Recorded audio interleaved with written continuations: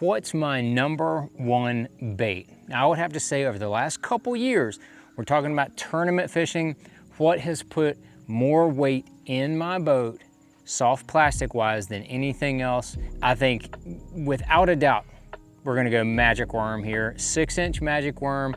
I'm talking from Lake Champlain to Lake Okeechobee to the Mississippi River and all parts in between, shallow, medium depths, and of course, super deep, the magic worm. And this is a 6-inch straight worm. There's a 4-inch version, but the 6-inch version is what I'd have to say, if I had to point to one, that is what I've caught more fish on.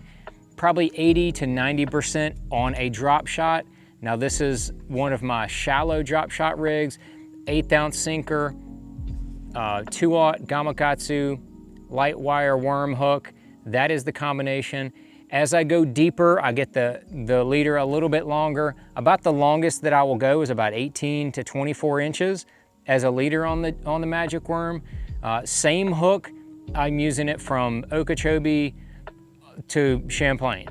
And this past year, in 24, when we were at Lake Champlain, I caught almost every single smallmouth on that green pumpkin money. I think it looks a lot like a perch.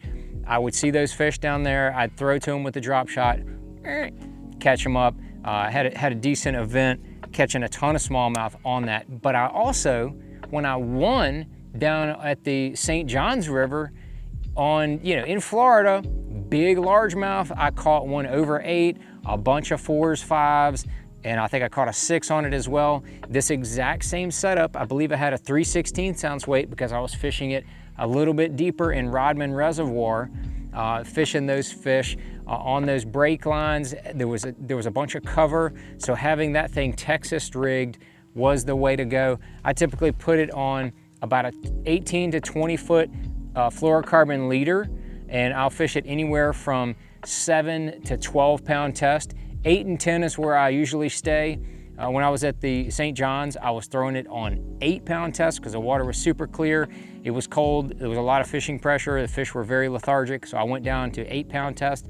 A lot of times around cover, I'm just gonna throw around on 10 pound test, 18 to 20 foot leader, and then I'm probably gonna have 16 or 18 pound Sunline All Might. That's kind of my setup. GX reel, of course the cash and drop shot.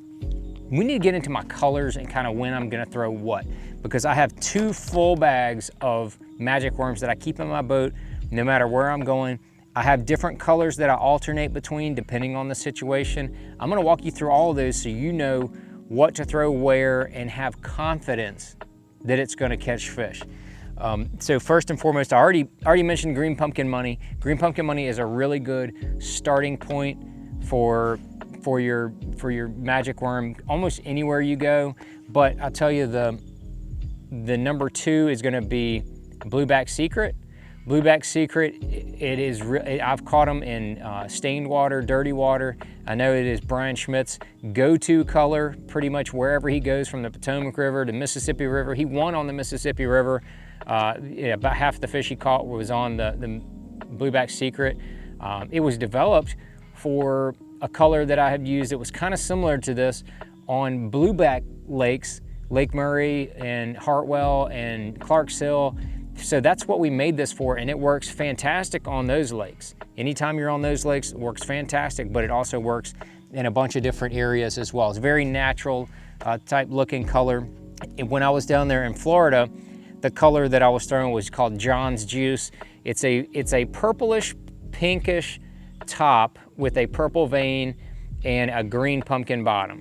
It works very, very well in the summertime throughout the entire South. All of those, we're in Smith Mountain Lake, any lake in Virginia, summertime, this is really gonna be a good call.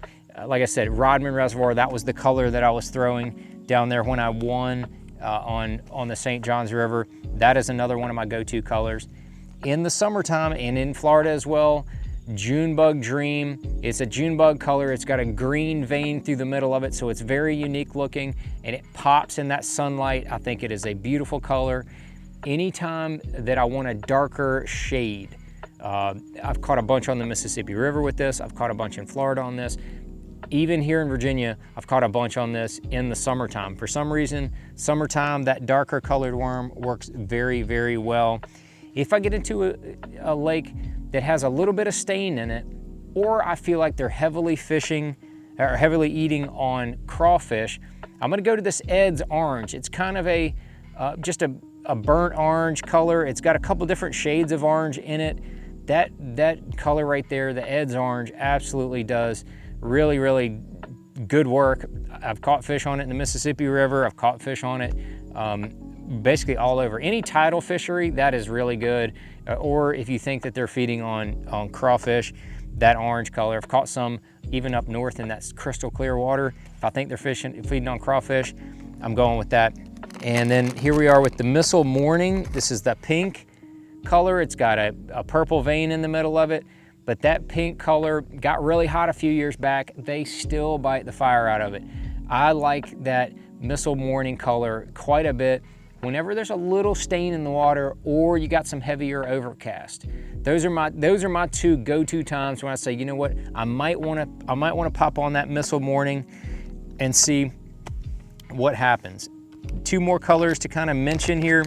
One of them is a more recent favorite. This is called Alabama Brim, and this is modeled after the Alabama Brim colored swim jig from Dirty Jigs. I love that color. I've caught a pile of fish on it. It is a great color, but it is a kind of a salt and pepper type bottom, kind of a faded white bottom, and then it's got that purple vein in it, and then a green pumpkin with gold and purple flake on the top. That's really what the Alabama Brim looks like. I have caught a pile of fish, and I probably have a few friends of mine that are gonna not be happy with me for telling you about this color. Alabama Brim, very, very good on a drop shot. And then last but not least, wintertime, or if you think those fish are feeding on any type of bait fish, a shad flash, got a lot of flash to it. It's kind of a clear color, has that purplish vein in the middle of it, and then that kind of milky white bottom. That color right there has caught me a lot of fish when they've been around bait fish. And I'll tell you one quick story. When I was talking about Lake Champlain and catching all those fish on the green pumpkin money because they were feeding on perch.